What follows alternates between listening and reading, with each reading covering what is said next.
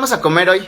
Pues recalentado, Luis. Ahí sobró recalentado. Eso vamos a comer. Sí, me gustó mucho. Oye, ¿qué vamos a comer hoy? Recalentado. Hay mucha comida. No la voy a desperdiciar, ¿eh?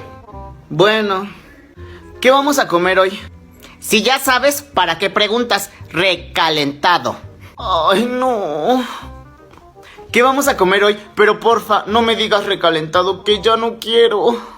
No, ya no vamos a comer recalentado, ya se acabó. Ay, qué bueno. Ay, pero la vecina me trajo de su recalentado. No.